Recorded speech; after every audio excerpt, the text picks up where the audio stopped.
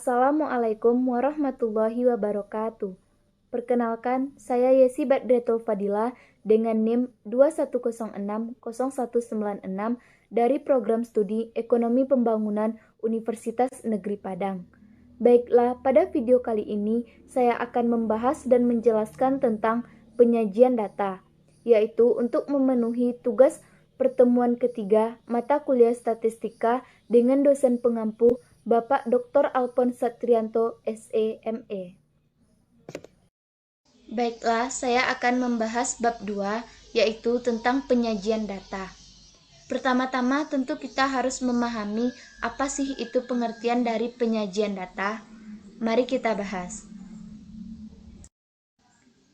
Definisi penyajian data yaitu membuat distribusi frekuensi dalam bentuk sajian gambar, baik grafik poligon, histogram, atau OGIF.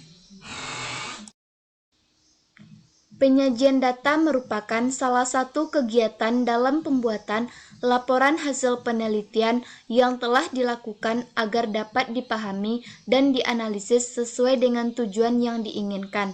Data yang disajikan harus sederhana dan jelas agar mudah dibaca. Penyajian data juga dimaksudkan agar para pengamat dapat dengan mudah memahami apa yang kita sajikan untuk selanjutnya dilakukan penilaian atau perbandingan dan lain-lain. Jadi, penyajian data ini sangatlah penting. Selanjutnya, istilah-istilah penting dalam penyajian data. Ada beberapa istilah penting dalam penyajian data. Yang pertama, ada batas kelas, yaitu nilai terendah dan tertinggi pada suatu kelas. Yang kedua, ada nilai tengah kelas, yaitu nilai yang letaknya di tengah kelas. Yang ketiga, istilah-istilah penting dalam penyajian data yaitu ada nilai tepi kelas, yaitu nilai batas antar kelas border yang memisahkan nilai antara kelas 1 dengan kelas lainnya. Yang keempat, ada frekuensi kumulatif, yaitu penjumlahan frekuensi pada setiap kelas, baik meningkat atau kurang dari, atau menurun, atau lebih dari. Selanjutnya, mari kita bahas tentang tujuan penyajian data. Tujuan penyajian data yaitu untuk menyajikan data mentah yang diperoleh dari populasi atau sampel, menjadi data yang tertata dengan baik sehingga bermakna informasi bagi pengambilan keputusan manajerial. Tujuan lain penyajian data yaitu memberikan gambaran yang sistematis tentang peristiwa-peristiwa yang merupakan hasil penelitian atau observasi. Selanjutnya yaitu menyajikan data lebih cepat ditangkap dan dimengerti. Selanjutnya, memudahkan dalam membuat analisis data dan membuat proses pengambilan keputusan dan kesimpulan lebih tepat, cepat, dan akurat. Jadi, penyajian data ini tujuannya itu sangat banyak dan sangat bermanfaat bagi kita. Penyelesaian terhadap suatu permasalahan dilakukan dengan mengumpulkan data, menata data, menyajikan data, dan melakukan penarikan kesimpulan. Banyak fenomena dalam kehidupan di sekitar kita yang berguna untuk pengambilan keputusan. Data tersebut akan bermanfaat apabila disajikan dengan baik dan akan membuat bingung apabila tidak disajikan dengan baik. Contohnya seperti mengapa PDIP mencalonkan Joko Widodo sebagai calon presiden? Jawaban ini dapat diperoleh dari berbagai lembaga survei seperti Lembaga Survei Indonesia atau LSI, Ceirus Nusantara, dan Pusat Data Bersatu serta lembaga survei lainnya yang menyajikan data hasil survei bahwa elektabilitas Joko Widodo tertinggi dibandingkan dengan calon presiden lainnya. Jadi, penyajian data ini sangat banyak gunanya dalam kehidupan kita.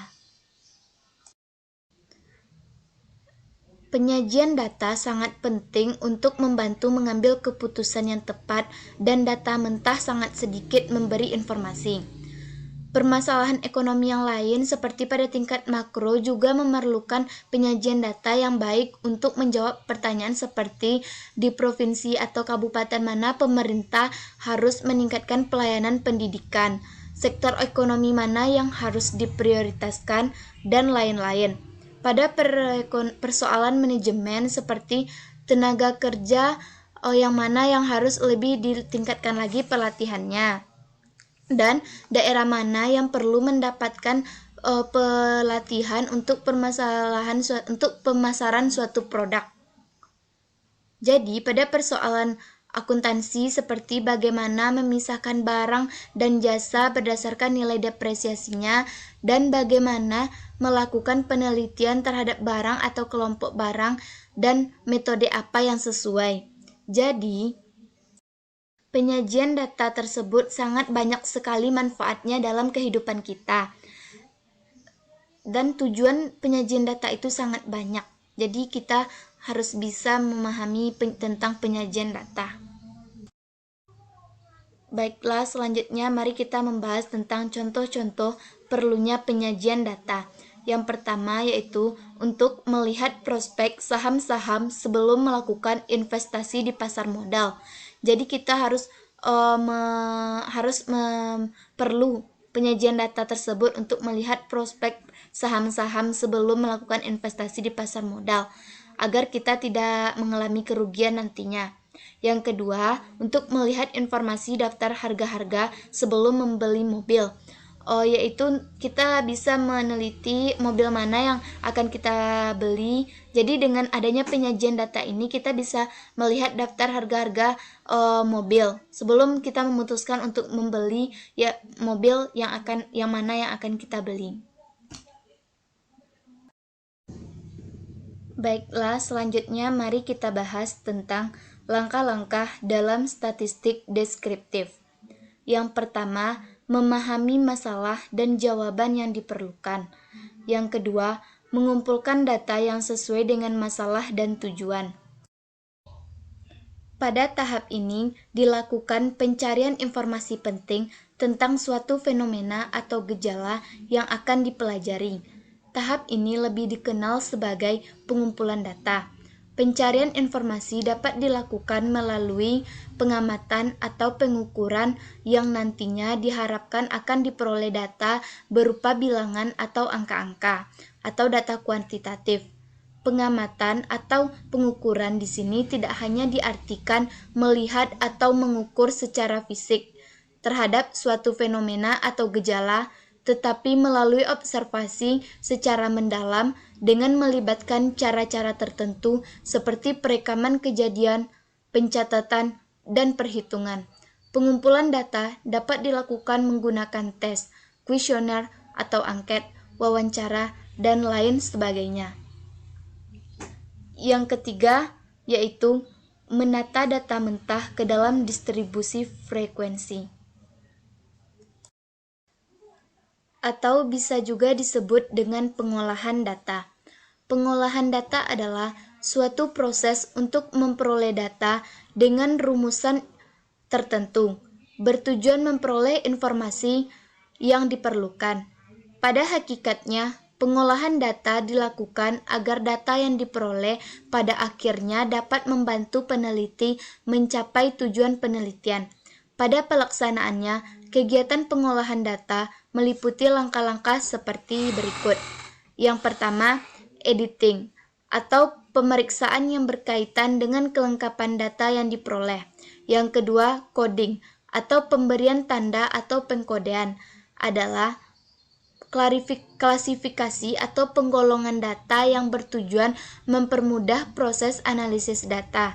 Yang ketiga, pemrosesan atau penyiapan untuk dianalisis seperti pengentrian atau pemasukan data pada program komputer. Yang keempat, pembersihan data atau cleaning untuk pengecekan kembali apakah ada kesalahan atau tidak. Yang kelima, pengeluaran informasi atau pengecekan informasi sesuai dengan tujuan penelitian yang dilakukan. Baiklah, kita masuk ke dalam langkah-langkah dalam statistik deskriptif yang keempat, yaitu menyajikan data distribusi secara grafik. Data yang diperoleh dari proses pengumpulan data biasanya tidak beraturan dan sulit bagi kita untuk membacanya. Untuk itu, perlu dilakukan penyajian data agar data lebih mudah dipahami. Ketika data yang diperoleh mudah dipahami, tentu kita dapat melakukan analisis data dengan baik. Teknik penyajian data dapat dilakukan dengan dua cara, yaitu menggunakan tabel atau daftar dan grafik atau diagram. Teknik penyajian data, memiliki dua penyajian data tersebut. Banyak sekali jenis tampilan data dalam bentuk grafik, tetapi grafik-grafik yang umum dijumpai seperti grafik garis atau line chart, ada grafik balok atau batang yang biasa disebut dengan bar chart, dan juga ada grafik lingkaran atau pie chart, serta piktogram.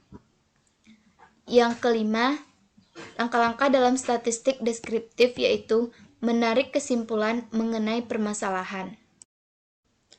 Terdapat dua cara yang bisa dilakukan ketika membuat kesimpulan, yaitu kesimpulan yang sifatnya statistik dan kesimpulan non-statistik. Namun, perlu diperhatikan juga bahwa keduanya harus disesuaikan dengan rumusan masalahnya. Apabila kesimpulan statistik yang dibuat, maka kesimpulannya harus dapat digeneralisasikan ke seluruh populasi di mana pengambilan sampel telah dilakukan. Sedangkan untuk kesimpulan non-statistik dapat dilakukan dengan cara mencari proporsi atau persentase dan rasio. Selanjutnya, mari kita bahas mengenai distribusi frekuensi. Pengertian dari distribusi frekuensi ini yaitu pengelompokan data ke dalam beberapa kategori yang menunjukkan banyaknya data dalam setiap kategori. Setiap data tidak dapat dimasukkan ke dalam dua atau lebih kategori. Jadi data ini hanya bisa kita masukkan ke dalam satu kategori saja. Distribusi frekuensi juga merupakan suatu keadaan yang menggambarkan bagaimana frekuensi dari gejala atau variabel yang dilambangkan dengan angka itu telah tersalur, terbagi, tersebar, dan terpancar. Penggambaran angka atau bilangan atau penyajian data angka tersebut dapat disajikan dalam bentuk tabel atau grafik atau gambar, yang kemudian dikenal dengan istilah tabel distribusi frekuensi dan grafik distribusi frekuensi. Selanjutnya, mari kita bahas langkah-langkah distribusi frekuensi. Langkah-langkah distribusi frekuensi yang pertama, mengumpulkan data. Yang kedua, mengurutkan data dari terkecil ke terbesar atau sebaliknya. Jadi, kita bisa mengurutkan data tersebut dari terkecil ke terbesar, atau kita mau sebaliknya dari terbesar atau ke data terkecil. Yang ketiga, membuat kategori kelas. Jumlah kelas K sama dengan 1 tambah 3,322 log N, di mana 2K besar N, di mana K sama dengan jumlah kelas, N sama dengan jumlah data. Yang keempat, membuat interval kelas.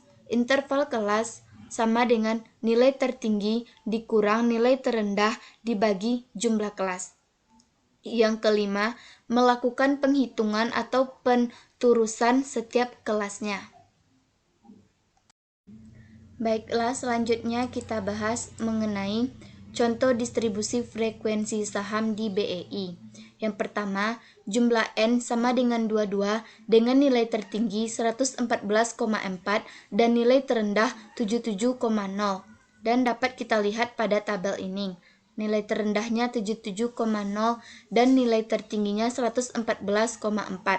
Yang kedua, jumlah kelas sama dengan 1 tambah 3,322 log 22 sama dengan 5,46 dibulatkan ke 5. Mengapa dibulatkan ke 5? Karena 5,46 ini pembulatannya memang ke 5. Yang ketiga, interval kelas sama dengan 114 kurang 77 dibagi 5 sama dengan 7,4. Ini ada tabelnya di sini seperti kelas K pertama, 2, 3, 4, 5. Dan intervalnya ada juga dari 77,0 merupakan nilai terendah dan 114,4 merupakan nilai tertinggi. Frekuensinya ada 3, ada ini. Dan juga jumlah frekuensinya di dalam huruf biasa dan ini dalam huruf angka Romawi. Ini angka biasa. Selanjutnya, mari kita bahas distribusi frekuensi relatif. Baiklah, selanjutnya mari kita bahas mengenai distribusi frekuensi relatif. Frekuensi relatif adalah frekuensi relatif setiap kelas dibandingkan dengan frekuensi totalnya. Distribusi frekuensi yang berisikan nilai-nilai hasil bagi antara frekuensi kelada dan jumlah pengamatan. Distribusi frekuensi relatif menyatakan proporsi data yang berada pada suatu kelas, interval. Distribusi frekuensi relatif pada suatu kelas didapatkan dengan cara membagi frekuensi dengan total data yang ada dari pengamatan atau observasi.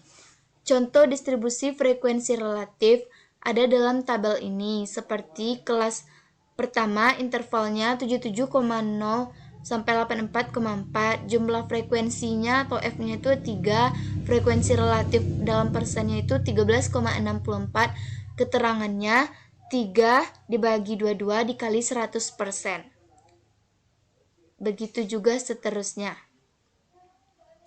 Selanjutnya, contoh distribusi frekuensi. Kelas pertama intervalnya 77,0 sampai 84,4, frekuensinya itu ada 3. Yang batas kelas atasnya 114,4, sedangkan batas kelas bawahnya itu ada 107,0 gitu. Selanjutnya mari kita bahas mengenai nilai tengah kelas. Nilai tengah kelas yaitu nilai yang letaknya di tengah kelas. Contohnya ada dalam tabel berikut ini. Seperti kelas pertama, intervalnya 77,0, 84,4. Nilai tengah kelasnya itu adalah 80,7, yaitu nilai tengah antara 77,0 sampai 84,4. Nilai tengahnya 80,7. Keterangannya yaitu 77,0 tambah 84,4 dibagi 2 sama dengan 80,7. Jadi, hasil dari 80,7 ini didapatkan dari 77,0 tambah 84,4 dibagi 2 sama dengan 80,7. Begitu juga dengan kelas kedua yang intervalnya 84,5 sampai 91,9. Nilai tengah kelasnya itu 88,2. Keterangannya yaitu 84,5 ditambah 91,9 dibagi 2 dan hasilnya yaitu 88,2, berarti nilai tengah kelasnya yaitu 88,2. Dan kelas ketiga intervalnya 92,0 sampai 99,4. Nilai tengah kelasnya itu yaitu 95,7. Keterangannya yaitu 92,0 ditambah 99,4 sama dengan 95,7. Jadi nilai tengah kelasnya itu ada 95,7. Begitu juga dengan kelas keempat beserta kelas kelima. Jadi bisa kita artikan yaitu untuk mencari nilai tengah kelas kita harus menambah interval yang kita tambahkan interval pertama dengan interval kedua, kemudian kita bagi 2 dan hasilnya itu akan menjadi nilai tengah kelas. Selanjutnya, mari kita bahas nilai tepi kelas. Nilai tepi kelas ini yaitu nilai batas antar kelas atau border yang memisahkan nilai antara kelas 1 dengan kelas lainnya. Contohnya, kelas pertama intervalnya 77,0 sampai 84,4. Frekuensinya itu ada 3. Nilai tepi kelasnya yaitu 76,95. Dari mana nilai 76,95 ini didapatkan? Maka keterangannya seperti ini. 76,9 ditambah 77,0 dibagi 2 dan hasilnya 76,95. Yang kedua, kelas kedua intervalnya 84,5 dikurang 91,9, frekuensinya itu ada 4. Nilai tepi kelasnya menjadi 84,5 84,45 dan keterangannya itu 84,4 ditambah 84,5 dibagi 2 menjadi 84,45. Begitu juga dengan contoh kelas ketiga, 4, 5 sama dengan yang kelas 1 dan 2.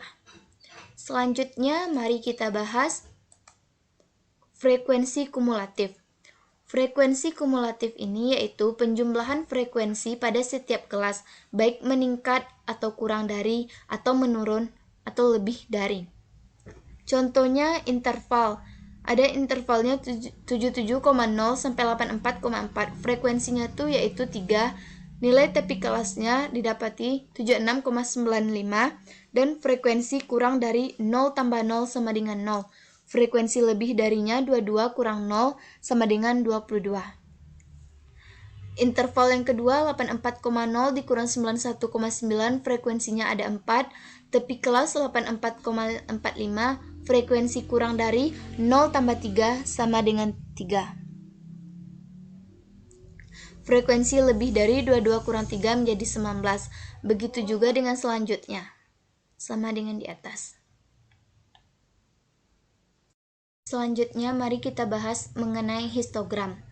Histogram yaitu grafik yang berbentuk balok di mana sumbu horizontal X adalah tepi kelas dan sumbu vertikal Y adalah frekuensi setiap kelas. Pada bidang statistik, histogram adalah tampilan grafis dari tabulasi frekuensi yang digambarkan dengan grafis batangan sebagai manifestasi data binding. Tiap tampilan batang menunjukkan proporsi frekuensi pada masing-masing deret kategori yang berdampingan dengan interval yang tidak tumpang tindih. Interval seperti contoh ini, intervalnya ada 76,95 sampai 84,45. Frekuensinya 3, begitu juga seterusnya. Dan di sini ada grafis batangannya. Bisa dilihat di sini.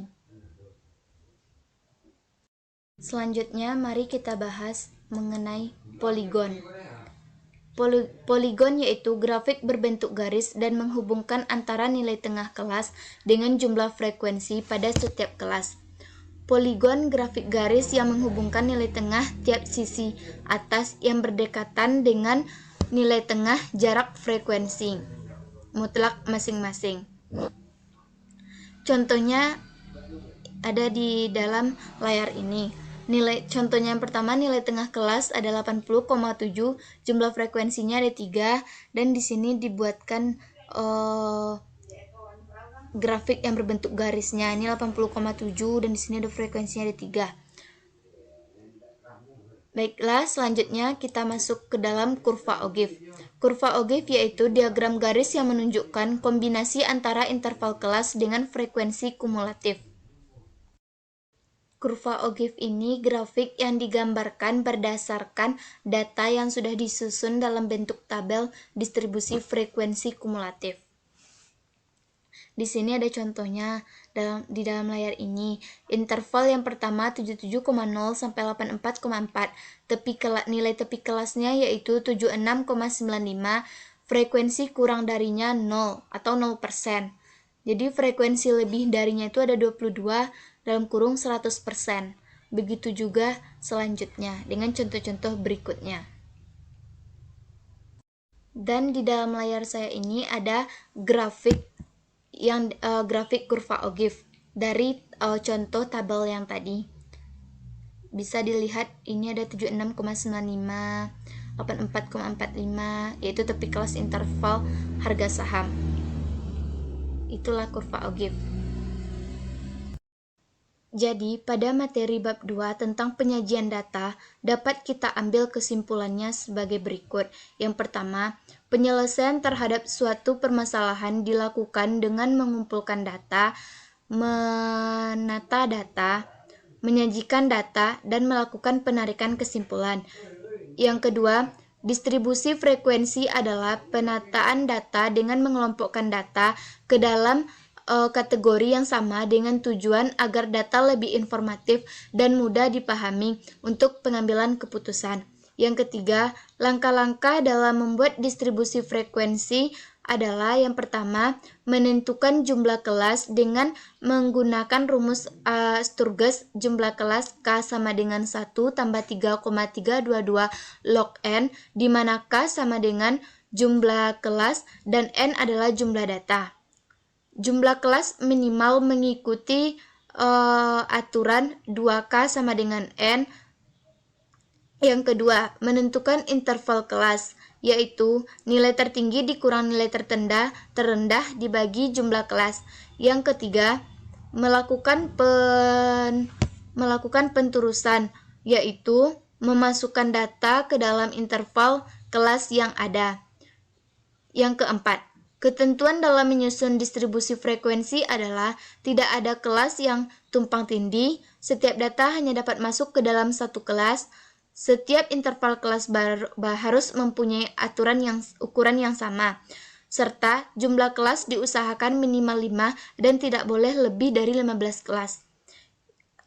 Kesimpulan yang kelima, penyajian data dapat dilakukan dengan membuat grafik seperti histogram, poligon, dan ogive.